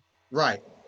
Just like everything else, abortion, you name it, Planned Parenthood, you know, all of it becomes a political back and forth instead of looking at these meeting different people's needs. And with that being said, since we on that, you know, kind of on that same topic, man, let's go on and get to Okay. the shade tree part of this show. Back in February, the rapper went on IG Live, and we're talking about Boosie for you guys who are tuning in. Boosie was recently on, I believe, April the 13th on The Breakfast Club, and he was having an interview, and he started back this conversation. And so it says back in February, the rapper went on IG Live and shared his thoughts on Dwayne Wade supporting his daughter's decision in identifying as a transgender. I got to say something about this. Excuse my language, and I'm going to quote it from Boosie. This shit, bro. Boosie said in the video, Dwayne Wade, you gone too effing far, dog. This is a male, a 12-year-old, a 12.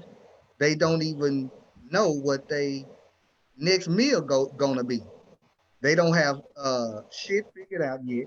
He might meet a woman any day at 16 and fall in love with her, but his penis That ain't will what he be said. gone.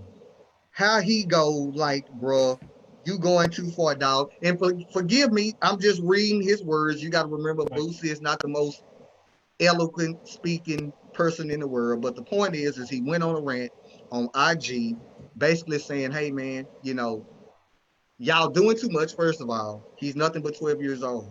He might change his mind and he might like a female at the age of 16. You don't know yet. And then he went very, you know, as far as to say, hey man, don't cut his penis off. You know, don't do that. And Right. so now fast forward to now. Talk about how uh Jay-Z basically reached out to him, tried to have I guess a conversation and get him to apologize to for those comments he made back in February. In a nutshell, he was like, hey man, I'm good. I just declined it. I stand on everything that I said. And so here we are now. Because let's be real about it. People do feel a certain type of way in how Dwayne Wade and Gabrielle Union are handling this situation, how they, you know, are doing everything with their transgender son. I believe that's what it's called. As And a woman. so, of course, when you put everything out there in the public, it is open for scrutiny, Yes. good, bad, whatever the case may be. And here we have this brother out of the boot, Louisiana, who just don't give a damn. And for somebody who did time for killing and getting out, he really don't care what you think. He gonna stand on his word. It is what it is. Y'all talk to me. Can I go first on that?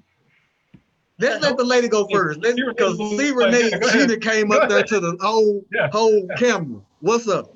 Okay, so he's absolutely right. He's entitled to his opinion. That's what I mean. He's right.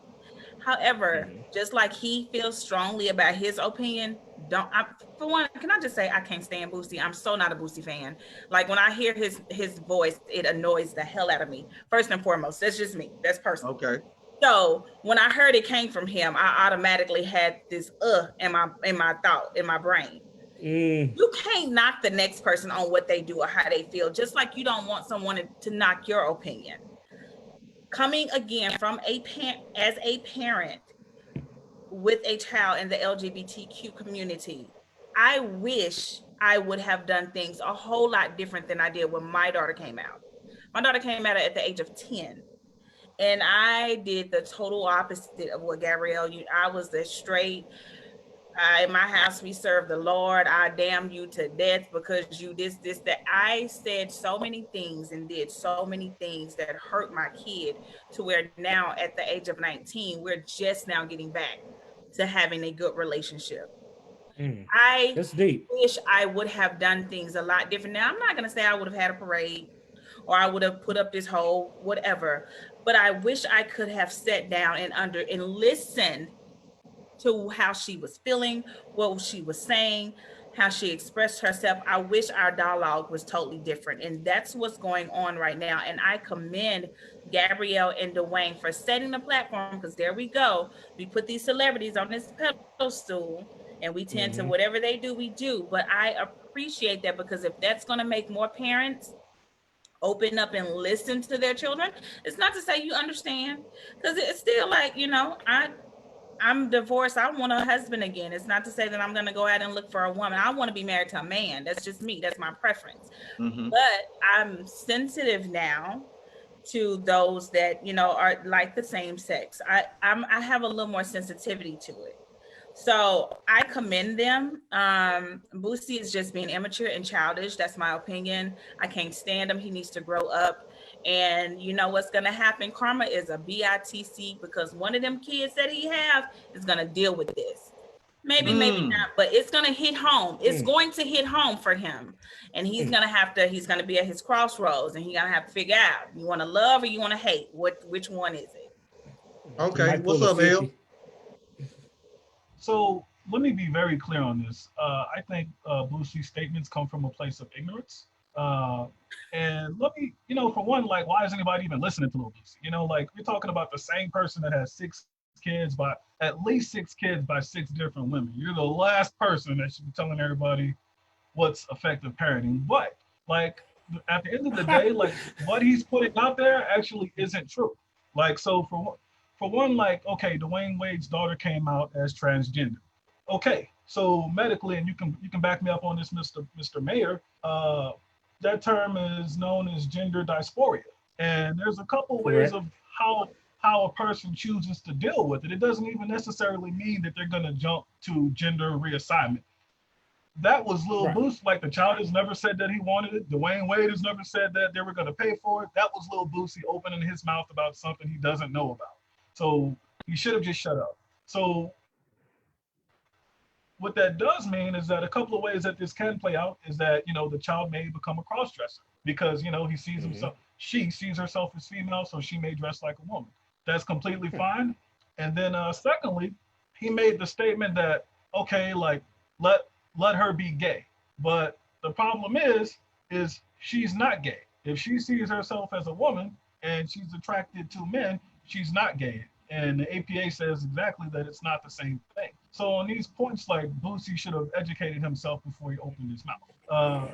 And then he goes on to say something like, oh, well, the child's 12, like, they don't even know what they're going to eat. But Boosie is the same guy that said it was okay for his 14-year-old son to be getting oral sex. So I mean, honestly, like for one, Okay. like what he's saying is just so far left field. Like I don't see how anybody could take him seriously, you know. But I realize that the only people that will agree with him are the people that have an issue with the community in general, you know. But Or when you people look who at subscribe to the Boosie. right, right. And right, so he because he got his GED in prison, and let's be clear, he went to prison. He got a 2-year sentence for marijuana possession and another 8 years for conspiring to bring drugs into a penal institution, despite the fact that he's rich. So he is not somebody I would listen to, you know. So yeah, I just don't agree with anything he said. Yeah. So So he said his 14-year-old son can get oral sex. I wonder if his 14-year-old daughter can get oral sex. I wonder how he feel about that. Right. What's the well, deal you already there? know how he gonna feel about that. Right. Let's be real about that. You know how that go. That's one of them double standard things. I mean, you guys make some great points. You know, here I say I have people on my show who are educated and have some sense. We ain't got to all have the same sense. We ain't got to have all the same education, but we kind of all somewhere on the same level. So, L, when you say, well, you know, you don't know why, well, because guess what? He has a large following, and he knows who he's talking to. Right. That's why his music is catered to a certain demographic. It is presented in a certain way, and so ratchet flow. right, and so well, shit, you got can't say it's just for ratchet because you got some of these divas. You got some of these divas who dress in these little old outfits. Man, there's some ratchet nice ass divas out there too. Yeah, Let's just so call it what it is. yeah, it is what it is. Don't get me wrong. I have my ratchet moment because my guilty pleasure is listening to somebody else from Louisiana. I'm just not a Boosie fan. So anything Right. Boosie say is like black to me. So And so, you know, again, where they we got to respect. Well, we don't have to respect nothing, but everybody have the right to their own opinion. Indeed. You know, we talk about what's right and what's wrong. Again, that's still going to be relative. In his eyes, he's right, and he stands by what he says. And as a man, he has that right. Do everybody going to agree with it? No, they're not. Me, and I stand behind because I don't go this far with it. I have my own views with them, you know, and we've had this conversation before when it comes to how they presented them and whatever, because just like how I think we all have somebody in the LGBT community. Again, my mentor is gay. Mm-hmm. My mentor is gay. That don't change how I'm gonna talk to him. That's gonna not go change what he does, because at the end of the day, what he eat don't make me shit.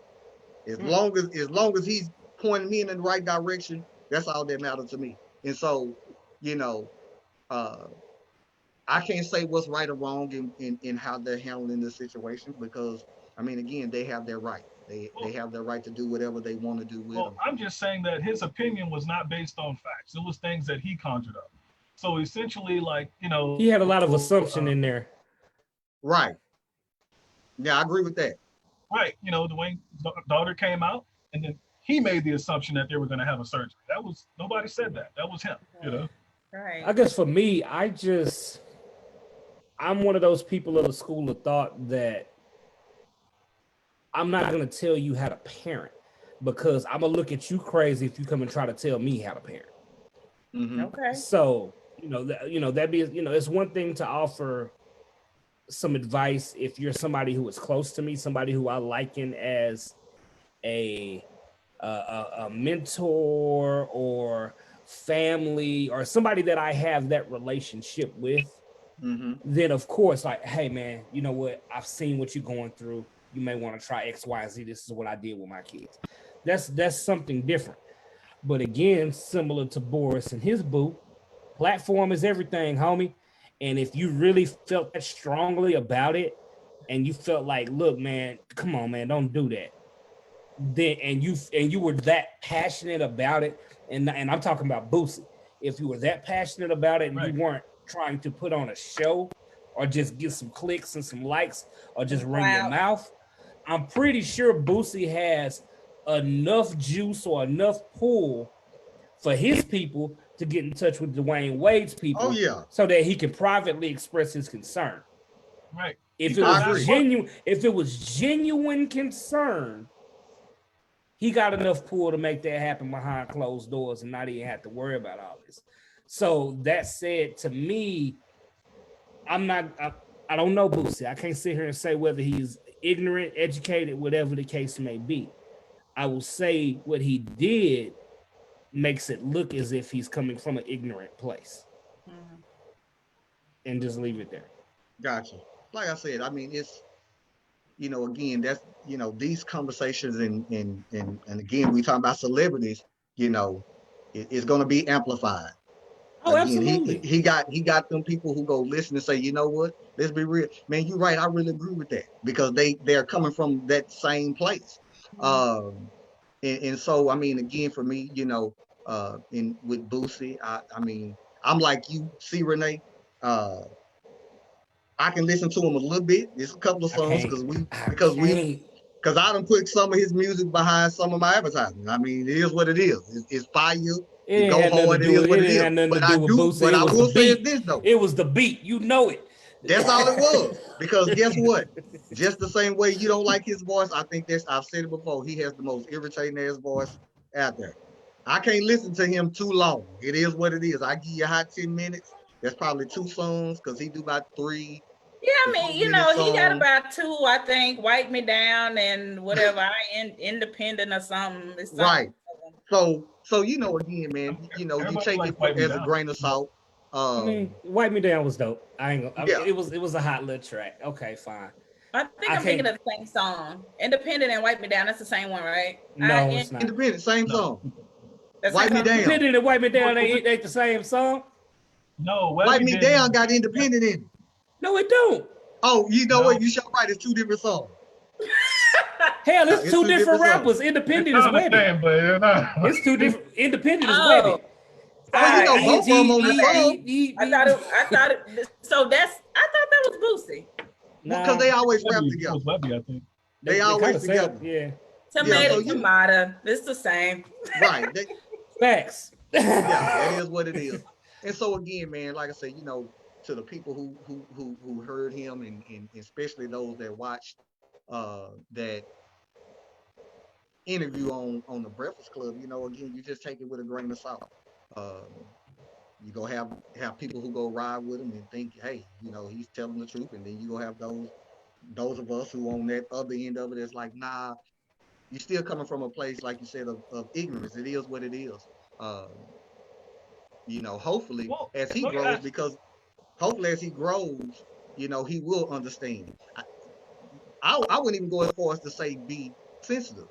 Hopefully it's who grows. Just be informative and understand it's who grows. What everything is. What's up? Boosie? It's who grows. Boosie? I think Boosie like our age, bro. I mean, he probably at where he gonna be. Yeah, you know what? You're probably right. Probably like mid-30s, close to late 30s, I think. I don't think he's 40 yet. Let's find. Hey Siri, how old is little Boosie? Boosie Badass is 37 years old. He who? 37? 37. Man, it's 2 years older. I'm mad at Siri for saying Lil Boosie Badass is Come on, Siri, come on. Listen, damn that, I'm mad at the fact that he got a British accent on his Siri. How about that? Believe it or not, supposedly that's a South African accent. Mine is British. My Siri is British. I love her. British, yes. Okay. Hello. Yeah. It makes it sound so official, don't it? No, it does, don't it? What you say, El? Oh, I'm sorry. I was trying to mimic the accent. Okay. What he say? Do we think Boosie's criticism I can't hear is more so? Can you hear me okay? Yeah, we got you now. Okay. Do we think like Boosie's criticism was not so much at the fact like Dwayne Wade's daughter came out as transgender, but also the fact that he feels like this is a representation of Black people, and he feels like he needs to say something because he wants to say like, this isn't what we do or what we believe in, so I'm going to ostracize it. All right, now you get deep there. Okay. Yeah. Because his feelings were strong for no reason. It's not your child. Right. And apparently you and D Wade ain't close enough for you to call him. Right. It may be one of those things because again, he's a black man, he's a black father as well. Um, and I think it might be coming from a place of manhood, and that's a little black boy who's gonna grow up to be a black man. And so I do think Oh, it he's comes gonna from that grow type up of to be a place. black woman. He identifies as a woman, but I But in think Boosie's mind, he don't understand that. See, right, he just will not. he doesn't comprehend that. So to him, he sees black He's boy, just, yeah, regardless he of just whatever he's gonna be, he's gonna still grow up to be a black man. And black men don't grow up like that. so We don't go that route. I think so I that's mean, the but is place he he's coming thinking from. maybe he's I'll thinking be that on that.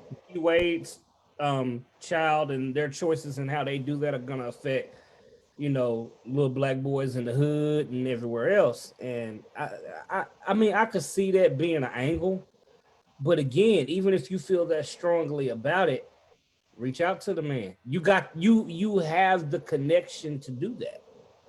Right. Reach out Right. to the man And if you really when feel that people, strongly about it. What you gonna say, El?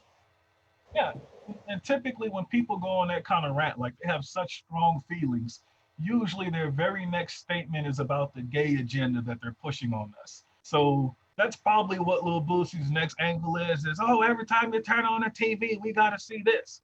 Oh, you And late, bro. for one, like, He done been there, Yeah, done he that. already said that. Yeah, he he done just been said it there, already, done that. right? All right. So Yeah. again, like we look at like some of again that statement, right? And it sounds right for everybody who doesn't agree with the concept of the gay community or transsexual, whatever.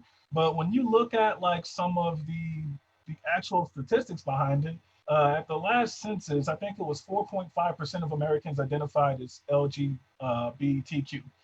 Uh, and then I went to find another statistics from this organization called GLAAD. So all they do is track LGBTQ representation in the television.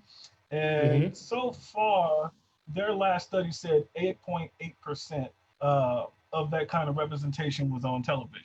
So again, it's not this onslaught that people, that don't know better say it is. Like they turn on the TV, they see one trans person, they're pissed. You know what I think it is, Um, honestly? I think it's kind of like when you buy a new car. You buy this car and you ain't seen this car nowhere. But the moment you get this car, you see that mug everywhere. Everybody Everywhere. got this damn car. Perfect And analogy.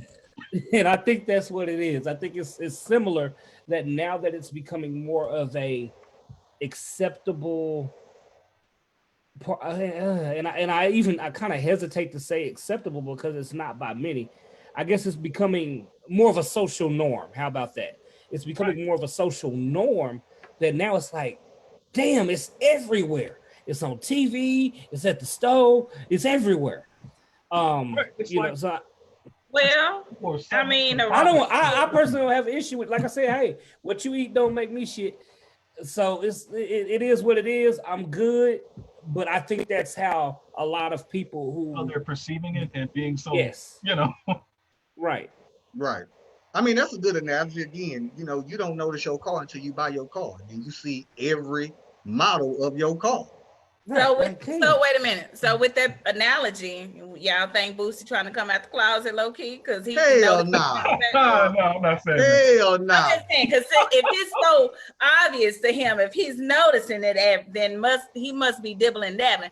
But listen, but Wait a Hey, minute. you don't know Hold up. what Boosie Whoa. did in prison. You don't know Hold what he on. did in prison. You know what? Let me take that back. Ooh, let me take that back because I was standing on this as a former correction officer. Ooh, fuck. I'm it's, gonna go it's the on and ones say it. that you least expect, the Let me go and hardest say it. ones, Yeah, the main I'm ones. gonna say this and stand on it. It is what it is, and whoever watching, y'all gonna get offended. Your boyfriends, your husbands, whatever. Whatever. I would say with him and any other dude, everybody don't get the luxury of having sex with the female correction officers. It does not work like that. Very few do. There are very few women who take that penitentiary chance. I've seen it happen because it is women that do that. If a brother has spent at least 5 years locked up, it is a strong chance He said strong. that he has It's had 100%. some He said sexual. very, very strong. That he has had some sexual encounter with a man. And this is coming from Women someone who don't. works at a correctional facility, right? Yeah, I'm a former correction officer. It is what it is. I know what it looked like firsthand. I stand on that. I can say that because guess what? When those lights go off, I seen how it really go down. It is. I'm just saying. I'm a former correction officer. All them cats that super hard and they built and they muscle bound. Yeah, it gets real when it get real. Yeah. Very few of those men have the luxury of working a female correction officer to the point that she takes that chance of having some sort of sex with that brother. It is very slim. And you know what's crazy about that is, although we know that that's probably like a likelihood. Okay, two things. Let me jump back. I saw this documentary once, and it was just a documentary, so I don't know. And these were like two guys, and they were real like hood, like, oh, like I went to, I was in the gang, I did drive-bys, like blah blah blah. It was like the kind of guy that would get out, and a certain kind of woman would be like, oh, I want a guy like that prison hard kind of thing, right? Mm-hmm. But this guy was on a documentary, and all he talked about was him and his friend about how they basically manipulated and raped this one guy. That's all they talked about. Right. And I'm thinking, like, if this guy was not on television, he would have got out and pretended to be tough, to be the same guy he was when he went in, and women would have fell all over themselves for that guy. In the words of T.I. Go ahead, I'm sorry. Go ahead. No, go ahead. And the same guy who's been raping men while he was in prison will have an issue with homosexuality and say that he's not gay. Right. Exactly. Right. Yeah, that's T.I. real. actually says that in one of his songs, and I'm gonna be very, very vulgar when I say this because I'm gonna quote it lyric for lyric, so earmuffs for those who get offended. But he's talking about this, and he says plenty of dudes, and his exact words are, they go to prison in love with a bitch, then a nigga fuck them. And he's talking about how often that happens. Right. Where all these dudes is coming out and they acting all hard, but little do baby girl back home know he was the chick while he was in the cell. Right. And so, and again, in tying this all the way back to Boosie, it is what it is. Nobody's saying that this brother's gay. Nobody's saying it. And again, I don't know where this video go. Understand, I don't mind giving my address. I believe in my hands, regardless of who you are. I believe in my hands and my pistol. Let's get it. I don't need that. Listen, I don't really need that. We can do if it comes to that, then it got real. But I'm just saying that because, we don't know how and where this go. But with that being said, understand, this is Dallas, Texas, and niggas are just as hard as anywhere else. All I'm saying is that C. Renee, back to her point, has a point. That is really true. The same way Elle just said. And I'm saying it because I've worked there. I've been in it. I've seen how it go down. I know how it go down. A lot of these women do end up dating these guys who have spent time in jail. Understand, everybody don't get conjugal visits. That shit ain't real like that. That don't work like that. You don't schedule your baby mama to come up because you want to see her and then they're going to allow you to have sex. It doesn't work like that. Right. No, it don't work like that. Y'all ass go sit y'all ass at a table, talk. When it's over with, he go get strip searched to see if you done pass something, you go keep it moving. And so, see, Renee has a point. It is. Again, nobody's saying that this guy's gay. I'm just telling you what I know to what I know what is real. It is a possibility for a lot of these dudes who come out and then they do say, well, you know what? I'm not gay. No. You're right. You're not gay. You're bisexual, as we've made it clear on this show. Because if you go back to messing with a woman, you are bisexual, but you cannot deny the fact that you have had a sexual encounter with a With a man. man. It is what it is. Are we saying Boosie is subliminally suppressing something? We don't know. We don't I know. wouldn't put So it let's be past real. him. I'm saying What we are saying is that maybe this was playing when the lights went out. Right. Ain't no telling who the, again, let's say, listen.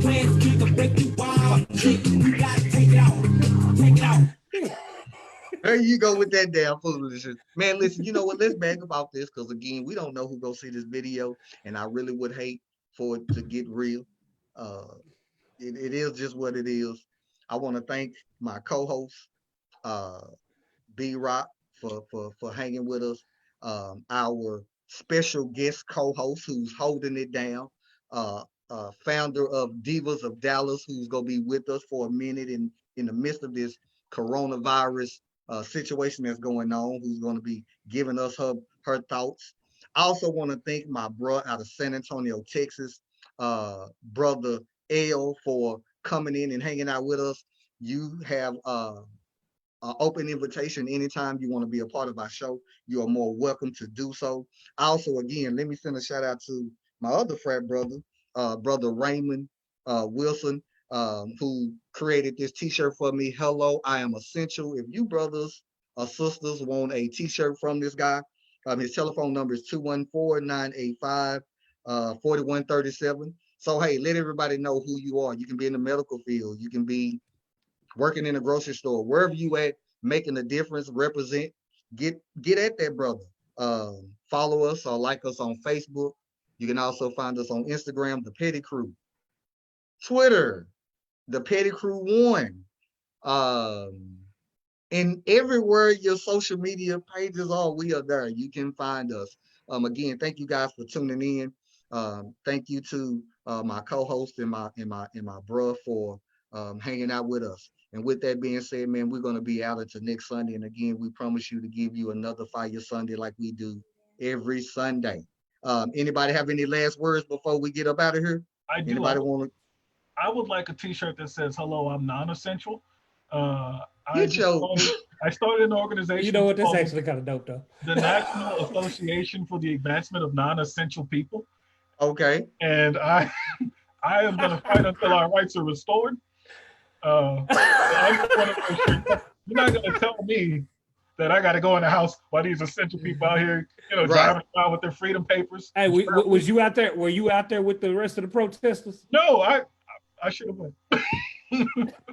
You know what? I'm gonna have him to make a shirt that says "Hello, I'm non-essential." We can do that too. We can do that too. So, C. Renee, what about you? Great show, guys. Great show. You too can follow me on Candace Renee or anything C. Renee, CRENEE 3865. Facebook, Twitter, Snapchat, not Snapchat. What's the other one? IG, Instagram. So that's where I am. Okay. Catch me on my blog, Naked and Transparent. Thank you, Boss Hog. Thank you guys for allowing this female to come in and bust up this circle. Whatever. B-Rock, holla at us, man. Hey, man, I'll be short and sweet. Y'all follow me at Brock is Great, IG, Twitter, Brock is Great. Exactly what it says. Hit me up. Already, we are out until next Sunday. Peace. Peace. Hold on.